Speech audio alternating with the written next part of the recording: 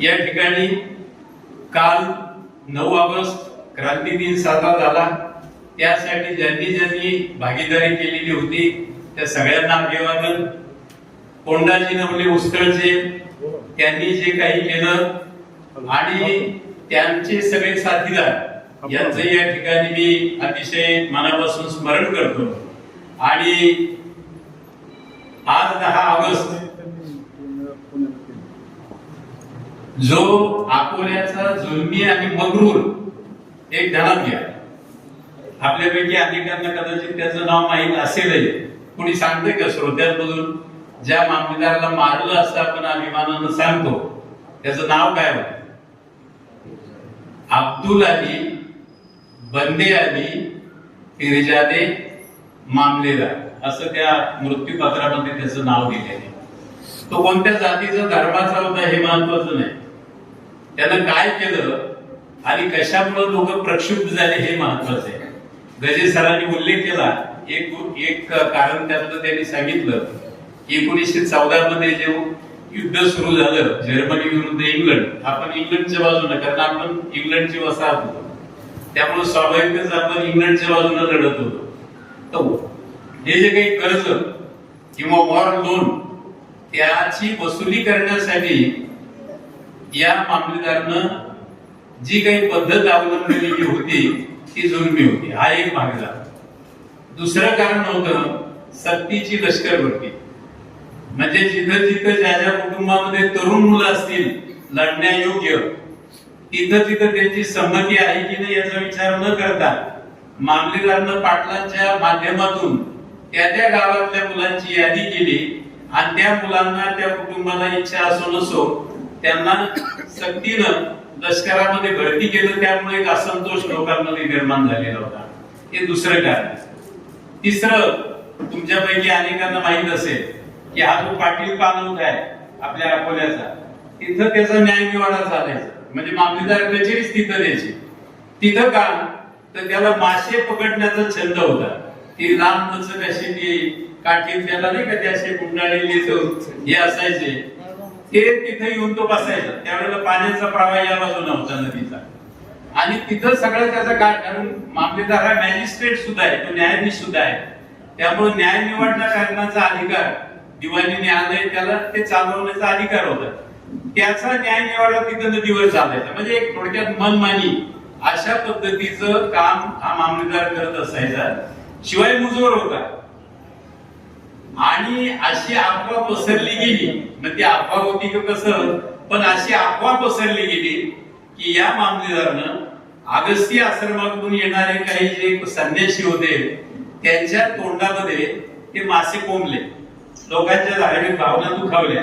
अगोदर वातावरण तयार झालेलंच होतं, वॉर लोन आणि सक्तीच्या लष्कर भरतीमुळे त्याच्याबद्दल एक असंतोष होताच। परिणामी याला कुठल्याही प्रकारे त्याला ठार मारण्याचा उद्देश नव्हता, लोकांचा ठार मारण्याचा उद्देश नव्हता, तो वाचलाय असता। पण गंमत अशी झाली की याला अद्दल घडवायची असं गणेश जगन्नाथ जोशी ते स्टॅम्प पेडर होते इथं या कचेरीमध्ये। त्यामुळं नवलेवाडी, धुमाळवाडी आणि जवळची जी गावं आहेत, गर्दनी वगैरे अशी टाकळी, तर या गावातल्या प्रमुख लोकांशी त्याचा संपर्क होता, आणि त्यामुळे सगळ्या लोकांच्या चर्चेतून यायचं का काहीतरी आता केलं पाहिजे आणि गणेशजी तुम्हीच करा। मग भाऊनी सांगितलं त्याप्रमाणे अगस्तीला बैठक झाली। त्या बैठकीमध्ये सगळा तपशील ठरला आणि त्याच्यामध्ये एक 200 लोकांचा एक गट करायचा। त्याने इथं पोलीस स्टेशनला यायचं, दरवाजे लावून घ्यायचे, पोलिसांना तंबी द्यायची। दुसरा 200 लोकांचा गट संगमनेर रस्त्यावर, त्यांनी तिथं रस्त्याला झाडं झुडं टाकायची, रस्ता बंद करायचा। तिसरा एक 200-300 लोकांचा गट तो राजूरकडून येणारा हा जो रस्ता आहे त्या रस्त्याला झाडं टाकून हा रस्ता बंद करायचा, आणि सगळे रस्ते बंद करून आणखी जो उरलेला गट मोठ्या संख्येनं होता, आणि त्याच्यामध्ये हे नवलेवाडी, धुमाळवाडी यांनी सगळे पश्चिमेकडच्या त्या आदिवासी भागातले काही लोक असे मिळून त्या वाड्यावर श्रीधर भाटे, आत्ताच मॉडर्न हायस्कूल जे आहे ते जे ग्राउंड आहे श्रीधर भाटे ग्राउंड, तिथं त्याचा वाडा होता आणि त्या वाड्यामध्ये तो राहत होता। त्याच्या शेजारीच फौजदार राहत होता, कहार त्याचं नाव त्या फौजदाराचं, हा गट ज्या वेळेला हे सगळं अगोदरच बाकीचं झालं आणि हा गट चालून गेला त्या वाड्यावर, त्याच्या अगोदर तो फौजदाराच्या वाड्यावर गेला. पण ती फौजदाराची बायको ती हुशार होती, जरा चतुर होती. ते तो सगळा जमाव पाहिल्यानंतर तो असंतोष त्यांच्या कानावर गेलेलाच होता, बायकांच्याही कानावर गेलेला होता. परंतु ती बाई खाली आली, वाड्यात उतरून खाली त्यांच्या त्या जमावासमोर आली आणि तिने सांगितलं, मी पदर पसरते, माझं कुंकू काय पुसू नका तुमचं, इथून पुढे आमच्या नवऱ्याकडून कुठल्याही प्रकारची चूक होणार नाही. लोक शांतपणाने म्हटले, ठीक आहे, तू या शब्दाला जागली पाहिजेस, तुझ्या नवऱ्यानं बाहेर येता कामा नाही, नाहीतर मग तुझा सुद्धा मग आम्ही काटा काढून टाकू. परंतु तिनं पदर पसरल्यामुळं बहीण मानलं. लोकांनी जमावानं वास्तविक पाहता क्रुद्ध जमाव होता, परंतु तो मारण्याच्या उद्देशाने गेलेला नव्हता. परंतु त्या फौजदाराला आणि त्याच्या कुटुंबाला या जमावानं सोडून दिलं. मामलेदाराच्या वाड्याचे तिथे गेले, जे फौजदाराला विनंती केली तशाच प्रकारे लोकांनी सांगितलं, हे मामलेदारा खाली ये. पण तो खाली न येता त्यानं त्या सज्जामध्ये बंदूक घेऊन आला. म्हणजे ती बंदूक पाहिल्यानंतर अगोदरच असंतुष्ट असणारे लोक, संतापलेले लोक आणखी संतापले की हा किती उत्तम आहे, किती मगरूर आहे. आणि त्यानं कोणतीही दया माया कोणताही विचार न करता बंदुकीची ती गोळी घातली आणि एक फैर त्यानं सोडली गोळीची. आणि त्या जमावामध्ये जो शेलतचा यादव जो आहे तो त्याच्यामध्ये ठार झाला. तिथे एक आपलं हुतात्मा स्मारक आहे. जसं इथं हुतात्मा स्मारक आहे तसं तिथं सुद्धा आपल्या तालुक्यामध्ये 2 हुतात्मा स्मारक आहे. तर ते शेलतचं जे आहे त्याच्या गोळीबारामुळे जो ठार झालेला तो यादव आहे त्याच्या नावाने, आणि इथं जे स्मारक आहे आपलं ते चौघांच्या नावाने आहे. तर ज्या वेळेला ती गोळीत लागली, पण लोकांचं सुदैव आणि त्याचं दुर्दैव असं की दुसरी गोळी चालवायचा त्यानं प्रयत्न केला, परंतु बऱ्याच दिवसांनी ती बंदूक काढल्यामुळं आणि ती व्यवस्थित न हे झाल्यामुळं तो खटका काय त्याला उडाला नाही. आणि मग मात्र त्याला पळता भुई थोडी झाली की आता काय करायचं. आता जमाव संतप्त झालेला आहे, परत एक जण ठार झालेला आहे आणि परिणामी आगीत तेल ओतल्यासारखं झालं. आणि मग मात्र लोक हे कुणाच्याही सूचनेला ऐकायला तयार नव्हते. लोक आतमध्ये घुसले.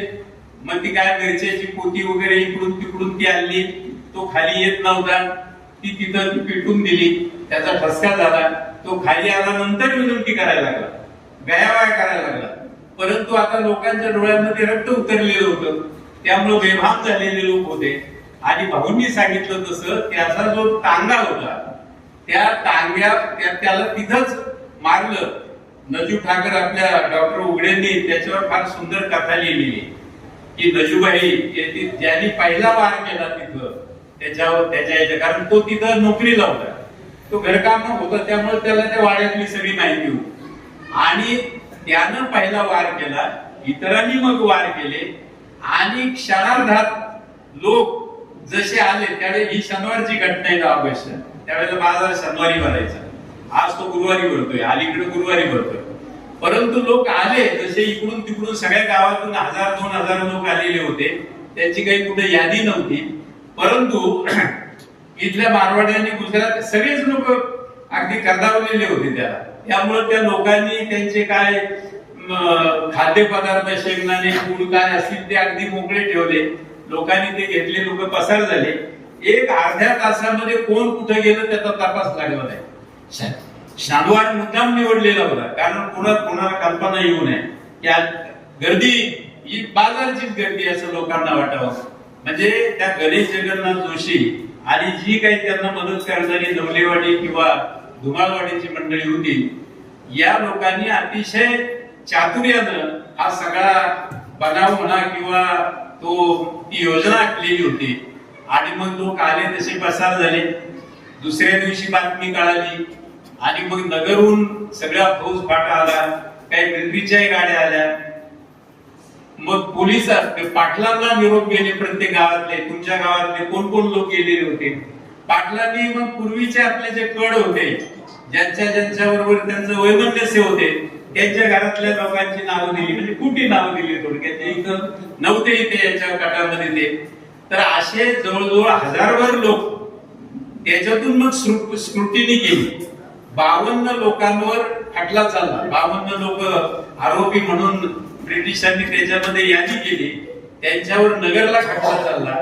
राव बहादूर नवले म्हणून वकील होते, ते आपल्या संगमनेरचेच होते. म्हणजे हा योग पहा की नवलेनीच ती वकिली घेतली आणि त्याच्यामध्ये प्रथम पहिल्यांदा 27 जणांवर आरोप सिद्ध झाले. इथं तुम्ही बाजूला फोटो पाहता, याच्यापैकी अनेक जण त्याच्यामध्ये सहभागी आहेत. धुमाळवाडी आणि नवलेवाडीचे लोक जे आहेत ते मोठ्या संख्येने, म्हणजे मी त्याची जी आकडेवारी काढलेली, धुमाळवाडीचे 10 जण आहेत आरोप सिद्ध झालेले, नवलेवाडीचे 5 जण आहेत, अकोल्याचे 5 जण आहेत आणि सगळ्या जाती धर्मातले लोक आहेत. एका विशिष्ट जाती जमातीचे लोक नाहीयेत. म्हणजे अन्याय घडल्यानंतर तो जर पराकोटीला गेला, आजचं वातावरण सांस्कृतिक आणि सामाजिक अत्यंत प्रदूषित झालेले, असंच वातावरण त्यावेळेला प्रदूषित झालेलं होतं. आणि प्रदूषित एकदा सामाजिक आणि सांस्कृतिक व्यवस्था झाली की ज्यांना कुठल्याही प्रकारचा चेहरा नाही, ज्यांना कुठल्याही प्रकारचा इतिहास नाही, असे लोक हे उठतात आणि एक बेभान होऊन, आणि बेभान झाले लोक चांगलंच करतील असंही नसतं. त्याच्यामध्ये अनेक वेळेला स्वतःच्या पायावरील कुऱ्हाड वगैरे आपण ज्याला म्हणतो तीही पाडलेली असते. आपण दिल्लीला काय झालं नुकतंच ते पाहिलेलं आहे. त्यामुळं जिथं जिथं तो कुणी असो, जिथं जिथं मुजोरपणा वाढतो, मगरुरी वाढते, मस्ती वाढते, ती कोणतीही मस्ती असो, कोणत्याही घटकांची मस्ती असो, ती एका विशिष्ट मर्यादेपर्यंत सामान्य माणूस सहन करतो. आणि नंतर सामान्य माणसाची सहनशीलता संपली की काय होतं याचं उदाहरण म्हणजे 10 ऑगस्ट 1918 रोजी अकोल्यातल्या सामान्य लोकांनी, ज्यांना कुठलाही चेहरा नव्हता, त्यांनी जी घडवलं तो इतिहास घडवला जातो. आणि मग आज आपल्याला असं चित्र दिसतं, की तुम्ही लोक स्टेजवर बसणारी बहुसंख्य लोक जे आहेत ही सगळी इतिहास घडवणारी माणसं आहेत. आम्ही काही इतिहास घडवणारी माणसं नाही. आम्ही इतिहासाचे अभ्यासक आहोत. आम्ही हे सगळं पाहत असतो. परंतु दुर्दैव आपल्या बहुजन समाजाचं असं आहे की आपण इतिहासाचा नीट अभ्यास करत नाही. इतिहासामध्ये डोकावण्याचा योग्य पद्धतीनं प्रयत्न करत नाही. इतिहास समजावून घेत नाही. आणि असं म्हटलं जातं की जे आपला इतिहास विसरतात त्या ठिकाणी इतिहासाची पुनरावृत्ती होते. म्हणजे इतिहासामध्ये त्या लोकांनी ज्या चुका केल्या, इतिहासाचा अभ्यास जर केला नाही तर त्याच चुका पुन्हा आपल्या हातून सुद्धा घडतात. म्हणून इतिहासाचा अभ्यास नुसता घटनेचा अभ्यास नाही, तर त्याचा सिक्वेन्स, परस्पर संबंध जो आहे तो सुद्धा नीट आपल्या पिढीनं समजून घेण्याची मला वाटतं गरज आहे. आणि आज खरोखर म्हणजे तुम्हाला सगळ्यांना मी अतिशय मनापासून धन्यवाद देईन.